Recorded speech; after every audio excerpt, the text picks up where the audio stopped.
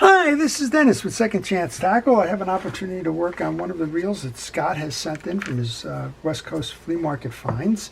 This one was a Spin Chief. This is a Langley made reel. Langley was a California aircraft manufacturer. Aluminum bodies were what they really focused on for aircrafts and fabrication during World War II. When World War II got over, they decided they needed to change direction to keep their plants running, and one of the things they selected was manufacture fishing reels. They made bait casters as well as spinning reels, which were just coming into popularity after World War II. And eventually their spinning reel and their whole business, primarily because of the spinning reels, was sold to Shakespeare in the late 1950s. So you'll see some Shakespeare designs early on that were identical to the Langleys, and then Langley name just kind of went away and they just became Shakespeare's. So we're going to show you about this reel. This is a Spin Chief, so we're going to assume it was made in the 1950s. And well, let's get underneath it. It's the model 150.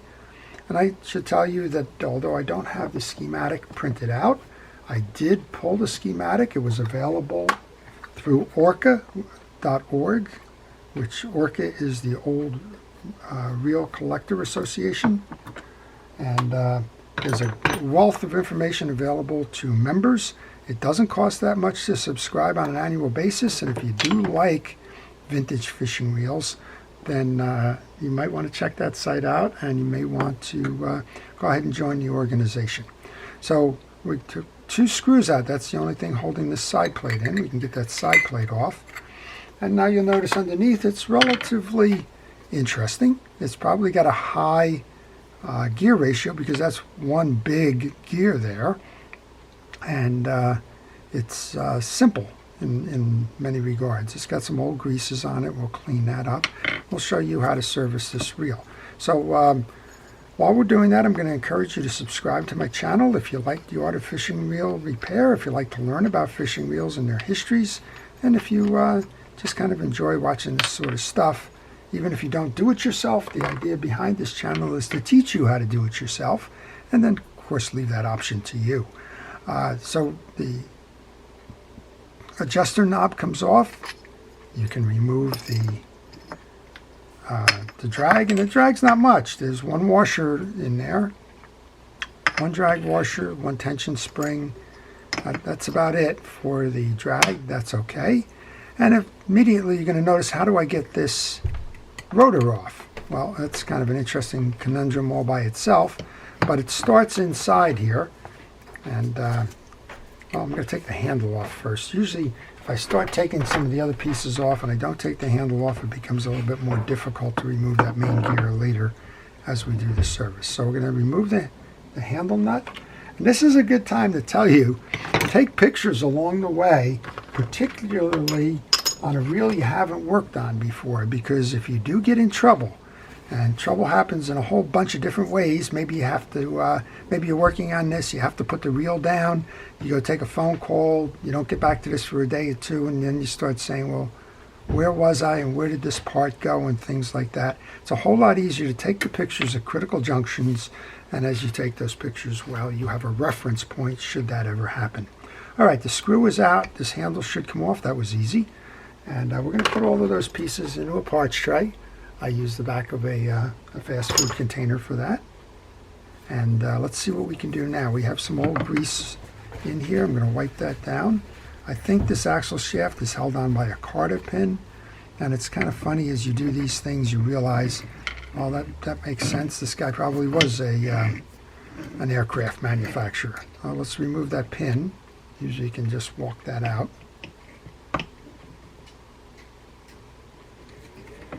Be careful, these things are springs, and it's real easy to shoot these, and if you shoot these, go try and find one of those pieces again.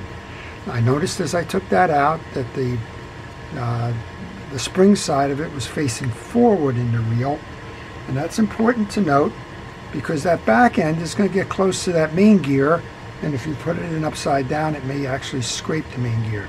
Now that's conjecture. I can't say for certain that that's what will happen, but there's a good chance it will.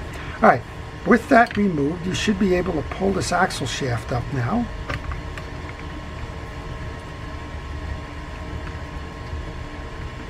And it looks like this grease has got the better of this axle shaft here.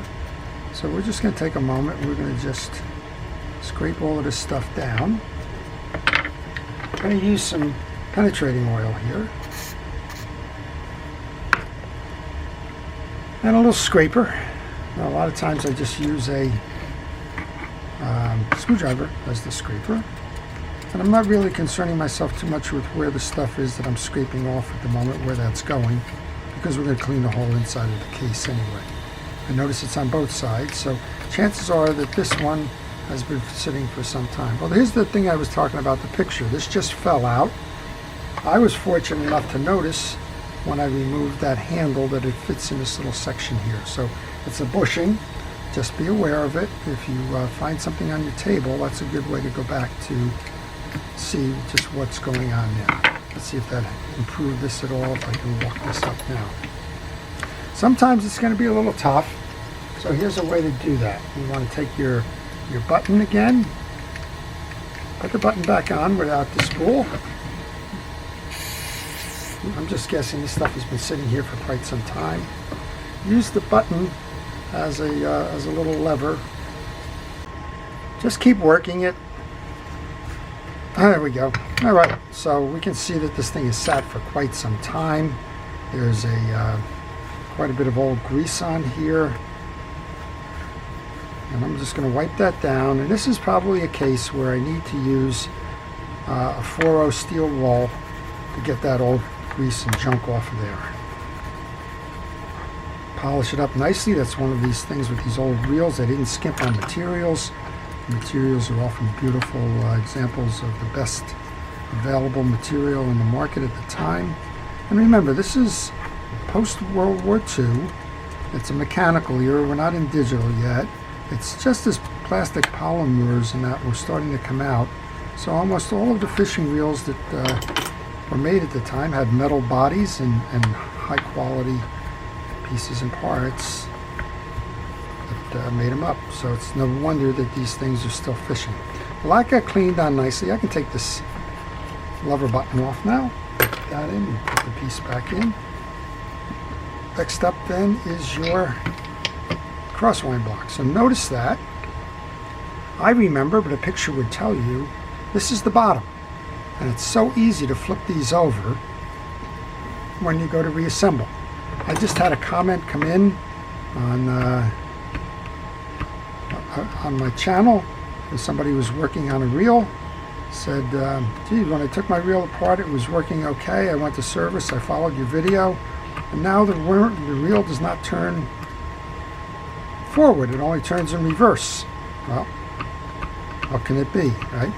Well, pictures would have told you, if you took them and had a reference point, about how the orientation goes on the anti-reverse clutch. So my hypothesis, I haven't heard back from them yet, but my hypothesis is that the anti-reverse clutch went backwards. It has to be flipped around in order to make it work. Well, that's the value of pictures. I learned the hard way, and a lot of times if I don't take a picture, well, I'm out on the internet trying to find out where the schematics are from it, and sometimes the schematics don't even give you a very good picture of the reel and the part that maybe you're struggling with. So, of course, I'm taking pictures here. Mine is a video. You don't need to take videos, but you can. But just a picture here and there. Like when you open up the face of the reel, you want to make sure you see what the inside looks like. And that's always going to help you. Even if it only helps you once in 100 reels that you work on, will be that one reel that you didn't take the pictures of. That goes into my parts tray. It's nice and clean. Well, here's a conundrum. So you have this, and you're looking here and you say, wait a minute, I don't have a nut holding this top down. What in the heck is going on, and how do I get my rotor off? Well, there should be, this is one of the reasons why I went to see the schematic, there should be a C-clip, or what we would call an E-clip. Yep, there it is. It's probably hiding under the dirt there. But there's a clip here that's holding that on. So if you And I apologize maybe for you not being able to see it, but there it is. And you have to remove that clip in order to pull that rotor out. Very interesting design. Would have loved to have been in the meeting rooms when these folks were starting to think about how to do that. This should pull out now. There you go. And this probably pushes down. There you go. It's just a free-floating gear. And there is a bushing there. And now I should be able to push the main gear out. Well, I don't even have to push. It's out. So I do not see an anti-reverse in this reel. And that was common for the day. A lot of them did not have an anti-reverse dog, and this one clearly does not have any kind of mechanism that's going to stop that. I thought for a moment there maybe this had something to do with it. It does not. Pinion gear goes into there. We're going to clean the case. So whenever I do the cleaning on these reels, I like to use the least abrasive method possible. So right now we have a little bit of an overflow from that penetrating oil spray, but the penetrating oil will help to reduce most of that hardened grease to just gunk. And then usually you can get by with a paper towel. And let's see if we can't do that one. It's cleaning up nicely. And of course, so much of reel repair and servicing is just getting in there, removing the old greases and dirt and junk, doing a good cleaning, inspecting the parts and replacing anything that's worn, like drag washers and the like, and just kind of re-lubing and re-oiling and getting it out there fishing again. Sometimes more of the repair is based on replacing a worn piece or part or something that's broken, but all three kind of share that principle there.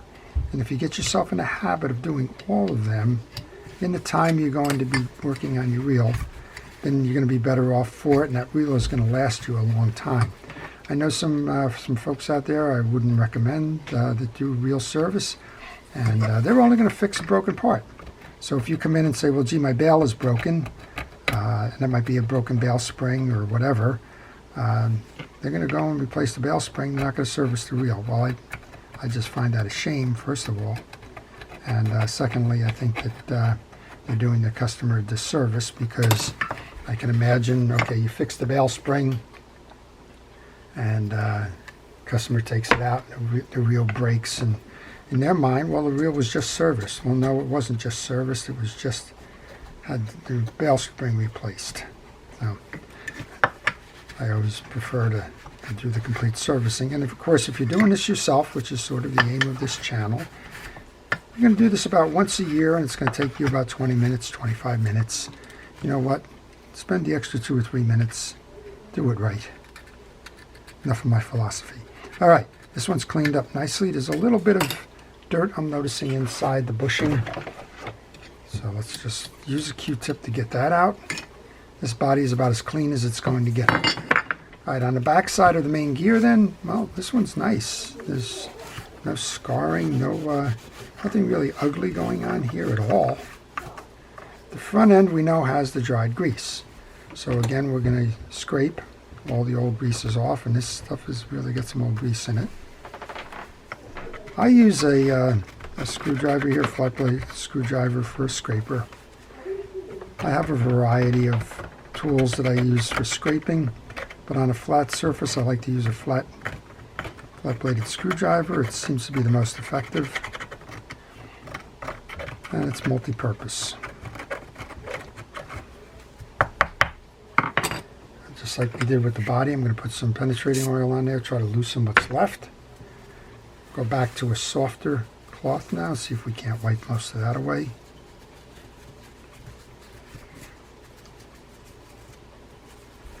And we'll just grab another screwdriver here, because there's still some of that stuff right on the lip here. I'm sure it doesn't have anything to do with the balance of the reel or the evenness of the stroke, but what the heck. Might as well make sure that it's completely cleaned when we do this. Now we've got the issue of dealing with all the dried grease that's inside the teeth. And I use a pick for that. I bought one of these pick sets from Harbor Freight. It's got fine points, and it's got wide points. I use these picks for almost everything I do. This is one of them. So the first thing I'm doing is just going through every tooth that's in the main gear, just pulling down to get the old dirt out. And you can see that I've got the paper towel under me to catch that. I like to try and keep as much of this grease off my bench as I can.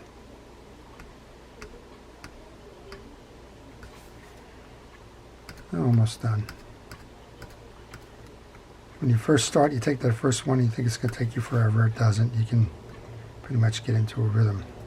Well, if you have any questions on this reel or any reel in particular, maybe you're working on one and you're stuck, maybe you're just curious about a fishing reel, maybe your dad or your grandfather or somebody, grandmother, whatever, left a reel to you and you're just wanting to know a little bit more about it, you leave those in the comment section. I do try to respond to them, usually within 24 hours. So that's the best way to reach me.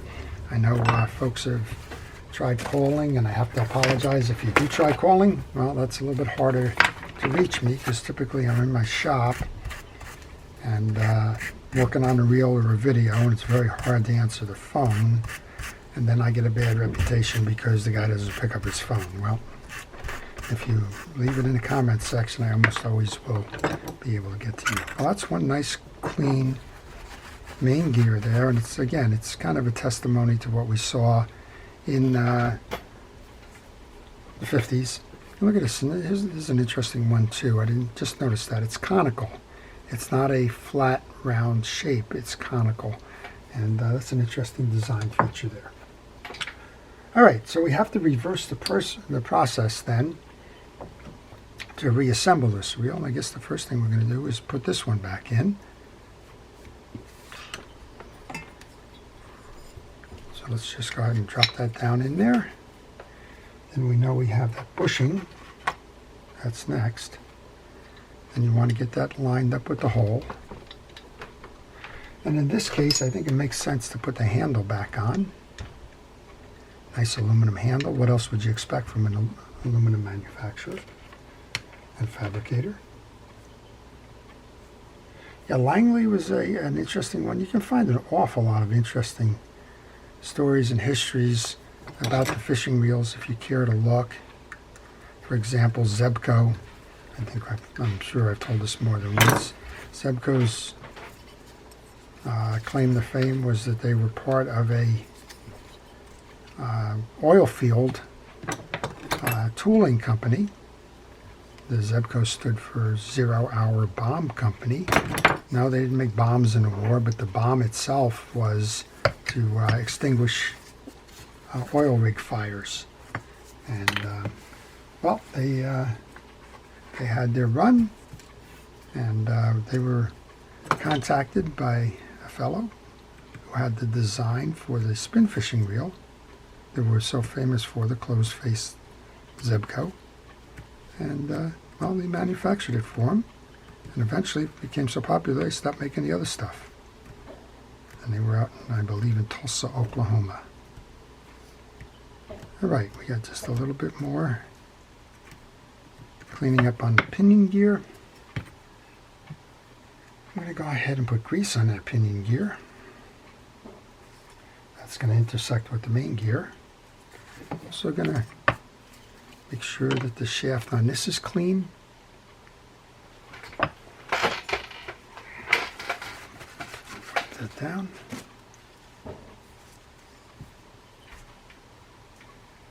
And then we can put some light grease on that. Bring that all the way through. And if I remember, this is one of these funny things where you got to kind of line the pinion gear up and then push it through. And once you push it through, you can't get it back on that way. I'm going to find that E-clip. I always want to call them C's, but they're actually E's. We can load that back on. And sometimes you can get this in with finger pressure, sometimes you can't. But whatever you're using, sometimes you can get an assist from a screwdriver if you need it. And I think we're in. And you can give it a turn right now. Look at that. Nice and easy it turns. It's wonderful. All right, I'm going to bring that stud for the crosswind block down low. And we're going to go grease this up. Now, I've said this many a time, but if you're new to my channel, please only use fishing reel grease. There's no sense in using household greases and the like.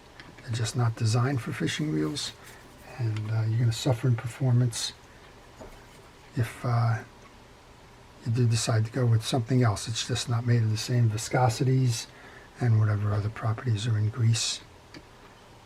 I'm taking my time now to spread grease on the teeth of the main gear and on the face of the main gear where that is going to ride. Alright, next up then, we've cleaned the shaft of the axle. Let's bring that down. Find that hole. That hole is kind of going in this way. Hard to show you where that hole is. It's right there.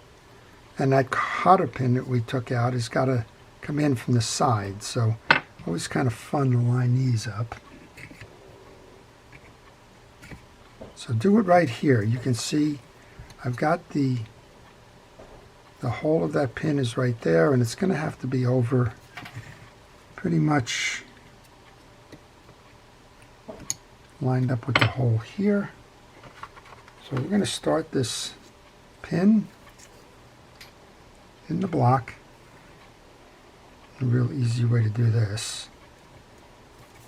Then we're going to find that hole, and we're just going to work it until we have it seated. Okay, it's going to take a little while, so here's a trick. I shut the camera off and I tried this. I took a Sharpie, and where that hole was on the stud, I extended a line up and down, square, so that I could see the line as it entered and as it exited. You can't see it on here too well, but here's the line down here, and it's actually up here, to tell me that I'm in the right spot for that cotter pin. So there you go. Now we'll see the whole thing operate. Scott, what a beautiful reel this is.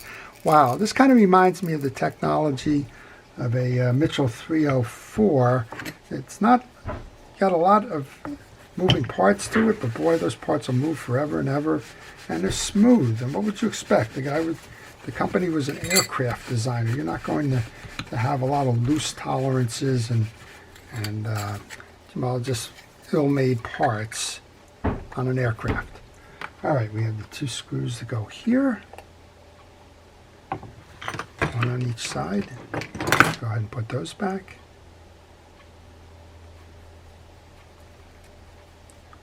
So the Langley company, I like the Langley bait casting reels. They were beautifully made reels. And, well, if you're into the older style pre-war reels, lots of nice activities there. All right, that's on. And now this one has a trip underneath here. And you can see there's a hole here. You probably should be able to see it, but there's if you look through here, you'll see where that trip is going to hit. That's going to flip your bail back. We don't need to do anything with this bail other than put a little bit of oil onto the two sides. And I'm using a penetrating oil here just to loosen it up, make sure that it runs well. Most of the external on this hold is actually right here.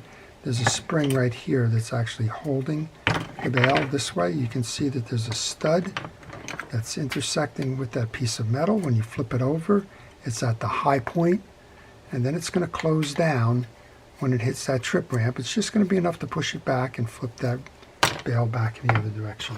Well, as I mentioned on this, there's not much going on here. You have a spool and a drag washer. This is a hard washer. You don't need to do anything with it. You don't have to oil it because, well, it's not permeable. It's not going to use that oil for any particular purpose. It's not going to absorb it. Then we have the hard washer. Then we have this, it's actually a series of two washers here. So I think somebody probably made an error in this one. You're going to have the hard washer, and then you're going to have the metal washer, and then you should have the hard washer again. Then you should have the metal washer. And then you have this tension washer, which acts as a spring and gives you varying amounts of tension as you press down on that with your adjuster knob. Alright, well this is basically your Langley Spin Chief in the 1950s. A beautiful reel that I hope gets a second chance to actually go out and land some fish. Alright, beautiful reel. As we mentioned, we didn't see any kind of anti-reverse on this one, so if you want to fight the fish, you backpedal it to save your line and save tension on it. That's it. Nice bail flip, ready to go fishing again. I hope you've enjoyed that. To all of our first responders and essential personnel, thank you for everything it is that you do. To everyone, please stay safe, stay well, and stay watching, and have a great time fishing. This is Dennis with Second Chance Tackle. Have a great day.